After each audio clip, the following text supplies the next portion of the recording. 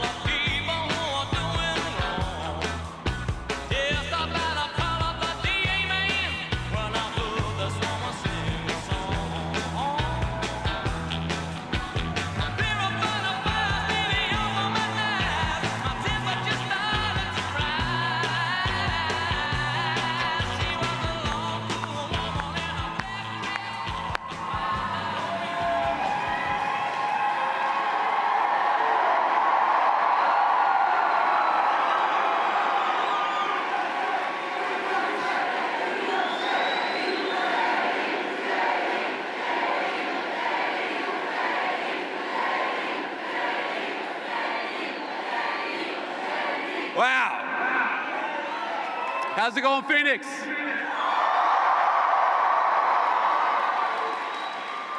It's so good to be here with you all on this amazing day to close out an amazing AmFest 2025.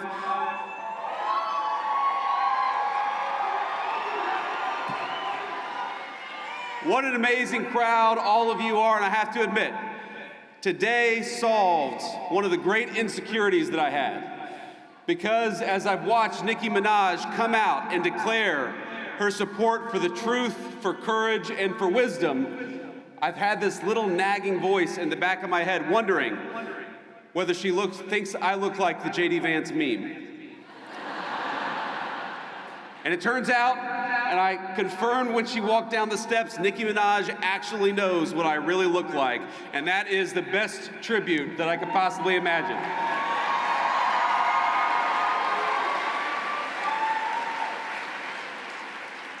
I have to start off with a note of gratitude. Erica, I cannot thank you enough for your strength, your grace, and your kind words of support for this administration and for me personally.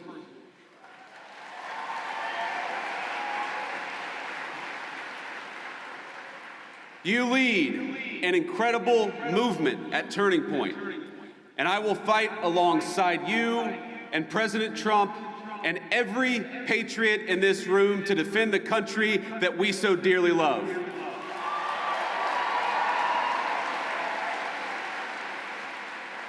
And when I say that I'm going to fight alongside of you, I mean all of you, each and every one. President Trump did not build the greatest coalition in politics by running his supporters through endless, self-defeating purity tests. He says, "Make America great again," because every American is invited.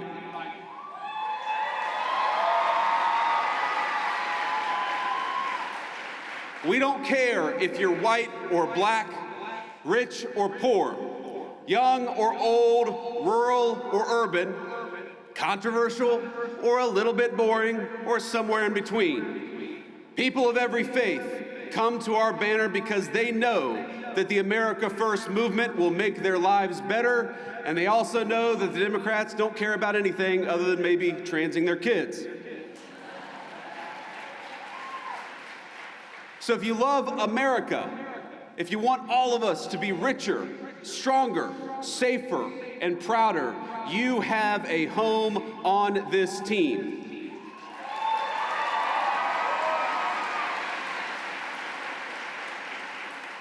I didn't bring a list of conservatives to denounce or to deplatform, and I don't really care if some people out there, I'm sure we'll have the fake news media, denounce me after this speech. But let me just say, the best way to honor Charlie is that none of us here should be doing something after Charlie's death that he himself refused to do in life. He invited all of us here.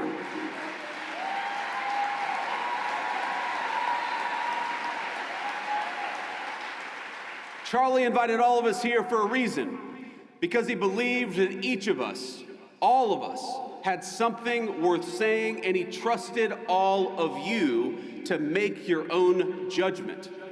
And we have far more important work to do than canceling each other. We have got to build, and President Donald Trump is a builder.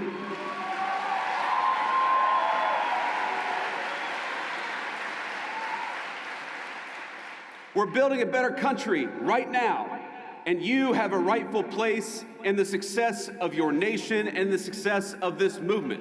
And we build by adding, by growing, not by tearing down. Charlie Kirk was a great builder too. He understood that any family can have its disagreements, its tough conversations. We can learn and improve and treat one another better. We can love each other despite the disagreement. But winning demands teamwork. And I am honored to be on Turning Point's team. I'm honored to be on your team, and I will stay that way.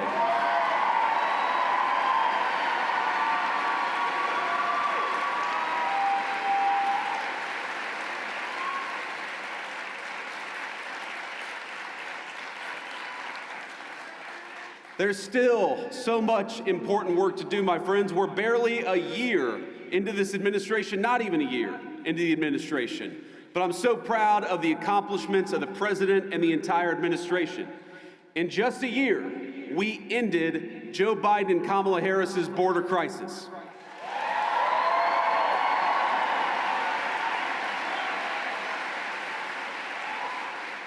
December marks 7 months straight of zero releases at the southern border.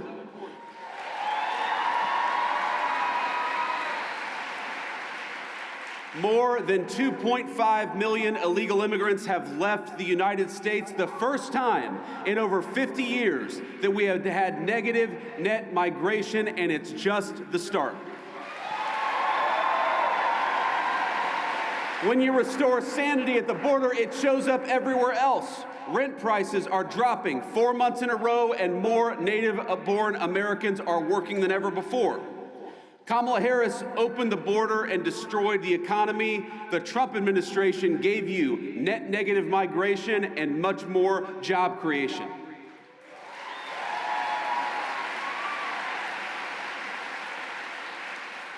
Real wages are finally growing. Inflation is half of what it was under Democrats. Gas prices are their lowest in years. And we have finally made it clear that in the United States, we believe in hard work and merit. Unlike the left, we stand against treating anybody, and I love what Nikki said about this. We don't treat anybody different because of their race or their sex. So we have relegated DEI to the dustbin of history, which is exactly where it belongs.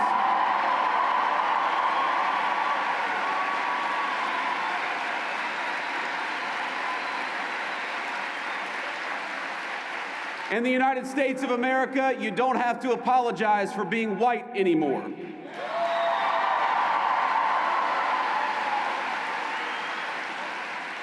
And if you're an Asian, you don't have to talk around your skin color when you're applying for college, because we judge people based on who they are, not on ethnicity and things they can't control.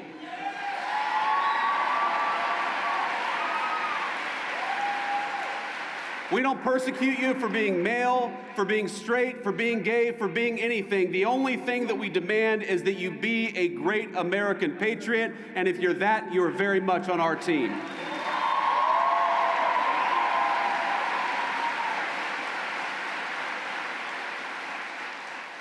Just consider the contrast. Kamala Harris used the government to censor you.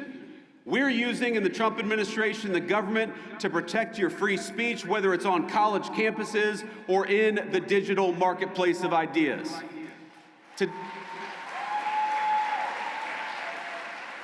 Today, our military is welcoming patriots instead of firing them for refusing to accept an unlawful vaccine mandate.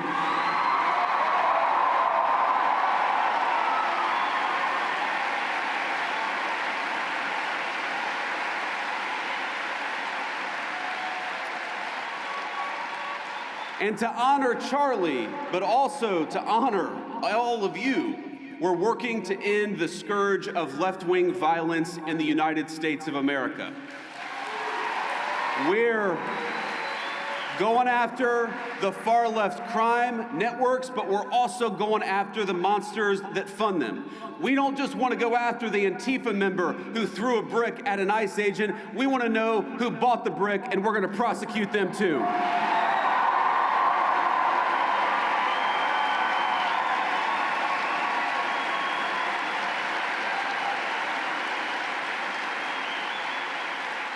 We're making America healthy again with our great HHS Secretary, Bobby Kennedy.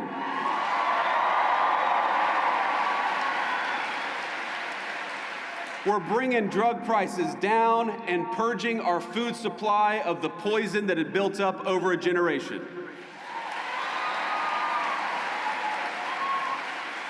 But my friends, there is so much more to be done.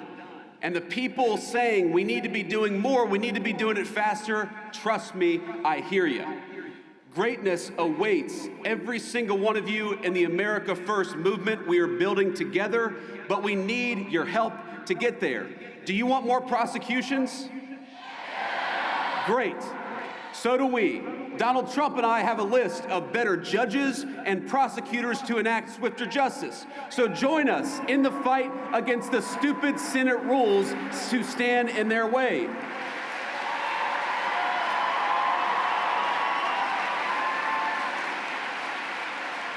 Do you want faster deportations? So go to ice.gov/join, because we're building an army of patriots and we need good people who care about the country to help us secure the border and do it even faster.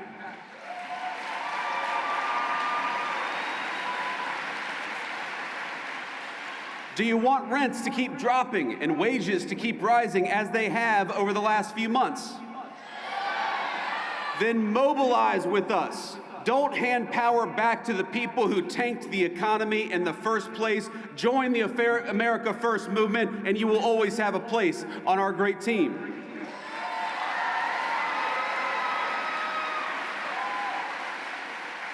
Next month will be the official one-year anniversary of the Trump administration, and I am damn proud of our record so far.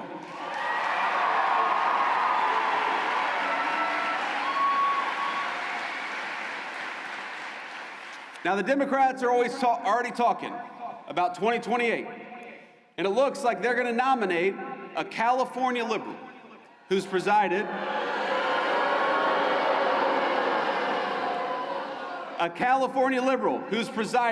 over rolling blackouts, open borders, and unchecked violent gangs. They're just trying to settle on whether it's going to be Gavin Newsom or Kamala Harris. And in the meantime, what are the Democrats offering you in the meantime? I gotta say, ladies and gentlemen, they are not sending their best. Omar Fateh was Ilhan Omar's candidate for mayor of Mogadishu. Minneapolis. Little Freudian slip there. The candidate for Senate in Maine for the Democrats calls me a Nazi, which is rich coming from a guy who literally has a Nazi tattoo on his chest. And Jasmine Crockett. Oh, Jasmine Crockett. The record speaks for itself. She wants to be a senator, though her street girl persona is about as real as her nails.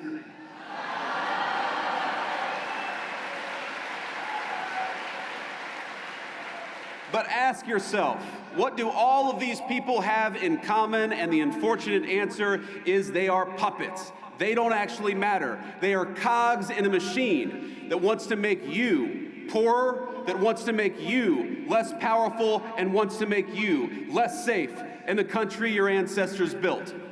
And while President Trump and I are doing everything we can to break that machine, the left is still there, my friends, and they are still very powerful. Don't delude yourselves. It's the activist groups who want to poison your kids with hormone replacement therapy and toxins in your water supply. It's the corporate boardrooms pushing diversity quotas while whining about the fact that Donald Trump won't let them ship American jobs overseas anymore, and boo-hoo to that. It's the rogue district judges who issued nationwide injunctions every time the president lifts a finger. It's the Soros DAs who cheered on as their cities burned. What unites them? They win when our country loses. They get rich when you get poorer. They hire the illegals that they bring in to take your jobs. They drink fine wine in the countries they ship your jobs to. They censor you because they'd rather destroy the Constitution than risk losing an argument. They bring in millions of voters because they know they can't win the argument with the people who are already here. And you know what else unites them? We are going to kick their ass next November and every year after that.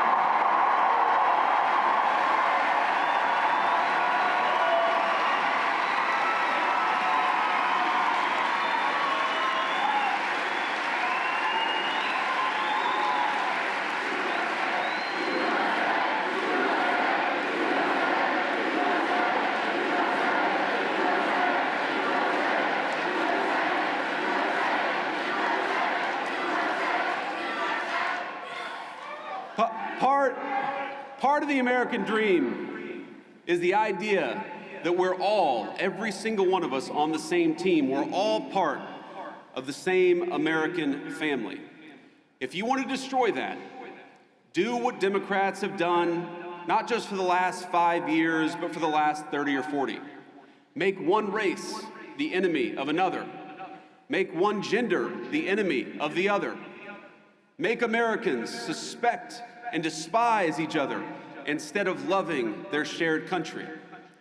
When I think about some of the most impassioned debates happening in our country, the nature of citizenship, of what it means to be an American, it all speaks to an obvious truth. Americans are hungry for identity. We're hungry for belonging. We're hungry for a sense of our place in the world. And it's no surprise why. For many years, our fellow Americans have been dealing with a globalized economy that homogenized cultures and hollowed out our towns. Academics and activists pushing race and gender politics down everyone's throat 24/7. Big tech overlords using their internet platforms to censor stories that challenge the dominant far-left narrative in our country. More than any time I can recount, people are talking about American identity and figuring out what it is that unites us. But I want to say something here. The only thing that is truly served as an anchor of the United States of America is that we have been, and by the grace of God, we always will be, a Christian nation.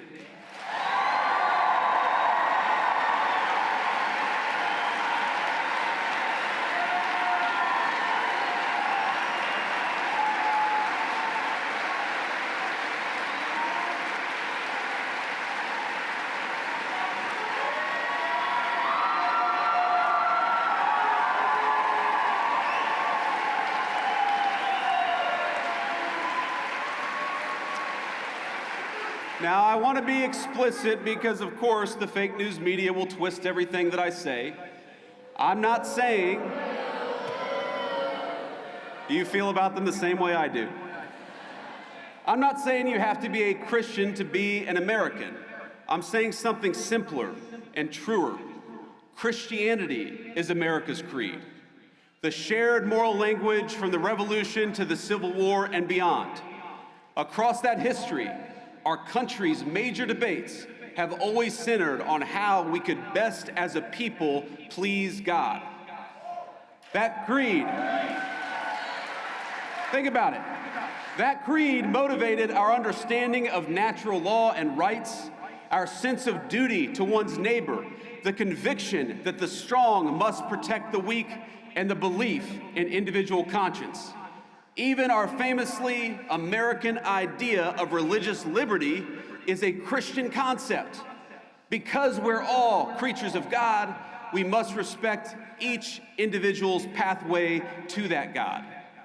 But over the last 50 years, there has been a singular focus, a war that has been waged on Christians and Christianity in the United States of America.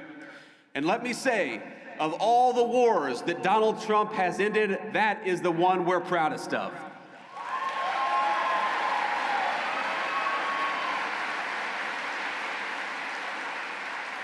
For decades, the left has labored to push Christianity out of national life. They've kicked it out of the schools, out of the workplace, out of the fundamental parts of the public square. Freedom of religion transformed into freedom from religion. And in a public square devoid of God, we got a vacuum. And the ideas that filled that void preyed on the very worst of human nature rather than uplifting it.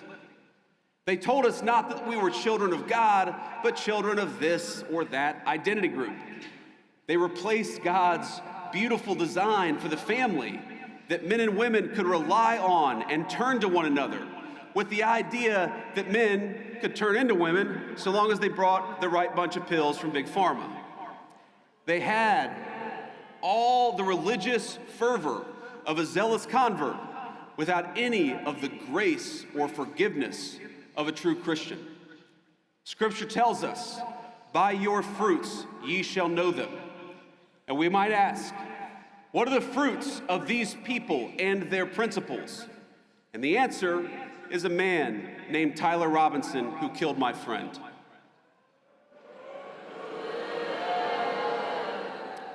Think about it. He has everything that the far left want from our young men. He rejected the conservatism and the spirituality, the values of a small town family.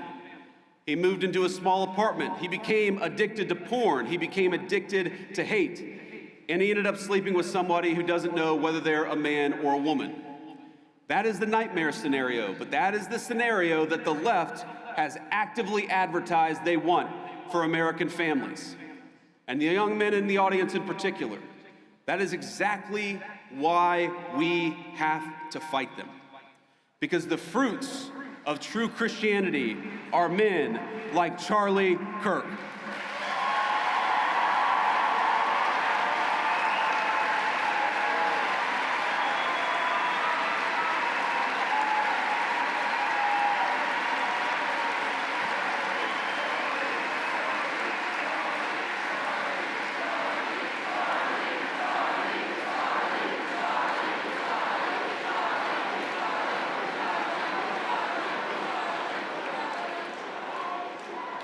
The fruits of true Christianity are good husbands, patient fathers, builders of great things, and slayers of dragons. And yes, men who are willing to die for a principle if that's what God asks them to do.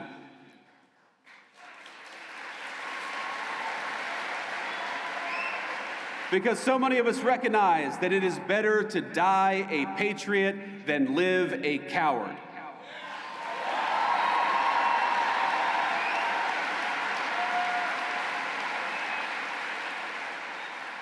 I'm going to tell you something I haven't talked about publicly before, but in the days after Charlie's death, I struggled a great deal.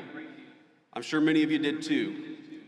I remember watching every video of the assassination, looking for clues, trying to understand what happened. I'd try to hide my friend and that terrible bullet hitting him, but I would try to look around.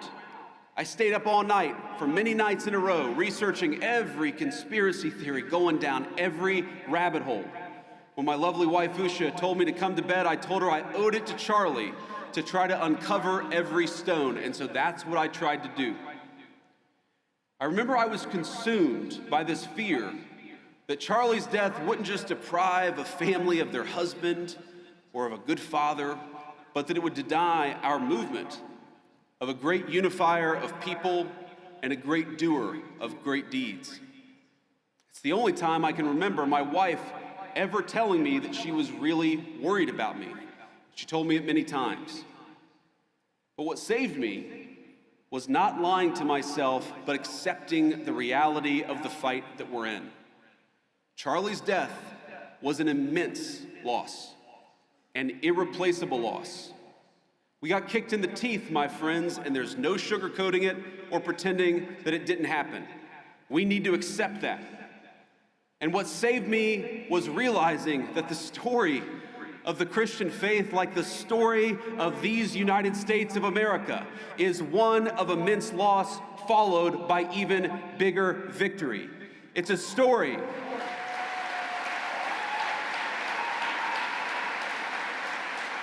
It's a story of very dark nights followed by very bright dawns.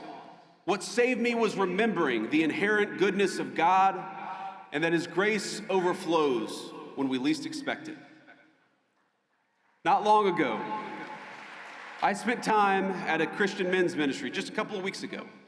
And here's what they do. They take men who struggle with addiction or homelessness and they help them get back on their feet. They feed them, they clothe them, they give them shelter and financial advice. They live out the very best part of Christ's commission.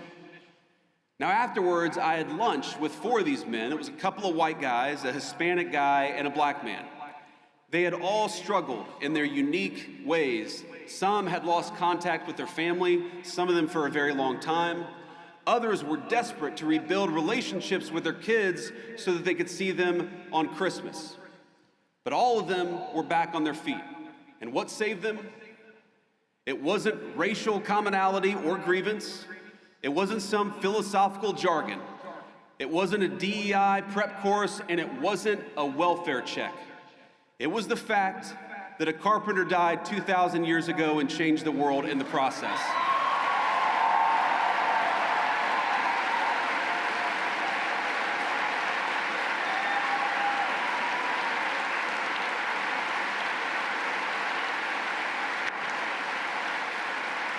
If you go to almost any food pantry in this country, you will find Christians feeding the poor. If you go to addicts whose families won't even speak to them, like my mom was at a certain point of her life, it's often the Christian ministries that stay with them at their very lowest moments. You'll find Christians sitting patiently beside hospice beds and in recovery rooms and in all the places of the world where people have given up on other people. And this is the moral truth we strive to center in our work in the Trump administration and in this great movement of ours. A true Christian politics, it cannot just be about the protection of the unborn or the promotion of the family, as important as those things absolutely are. It must be at the heart of our full understanding of government. Why do we penalize corporations that ship American jobs overseas? Because we believe in the inherent dignity of human work and every person who works a good job in this country. Why have we worked, without the help of Congress, to restrict H-1B visas, for example? Because we believe it is wrong for companies to bypass American labor just to go for cheaper options in the third world.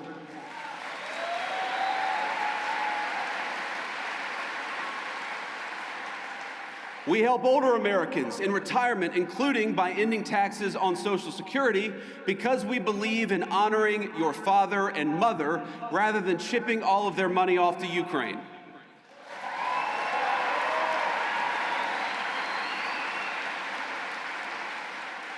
We believe in taking care of the poor, which is why we have Medicaid, so that the least among us can afford their prescriptions or to take their kids to see a doctor. And it's why we are outraged at the injustice of Tim Walz allowing Somalian immigrants to defraud that program to the tune of billions of dollars. It ought to go to Americans, because that's who it's there for.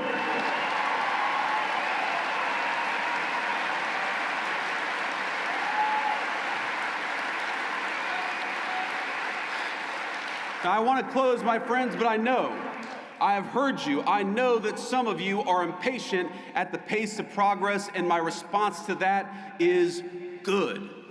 Be impatient. Use that desire for justice for your country as fuel to get involved in this movement in a bigger and better and more powerful way. I know some of you are discouraged by the infighting over any number of issues. Don't be discouraged. Wouldn't you rather lead a movement of free thinkers who sometimes disagree than a bunch of drones who take their orders from George Soros?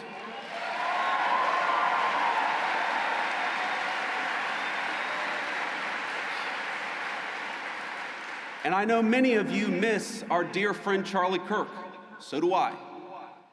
I miss his optimism. I miss his energy. I miss the phone calls where we'd strategize about how to get this or that GOP congressman to get off their ass and do something. But most of all, I miss Charlie's wisdom. I miss his reminder that politics is not a dress rehearsal or a game. We are making decisions that will save our country and give the American people a shot at their dreams again. If you miss Charlie Kirk, do you promise to fight what he died for? Do you promise to take the country back from the people who took his life? Do you promise to help defeat the radicals who cheered his death? Do you promise to honor his memory by having faith in the God he loved? My friends, commit to these things, and I promise you victory. I promise you closed borders and safe communities. I promise you good jobs and a dignified life. Only God can promise you salvation in heaven, but together we can fulfill the promise of the greatest nation in the history of the earth. Merry Christmas, my friends. Let's keep fighting.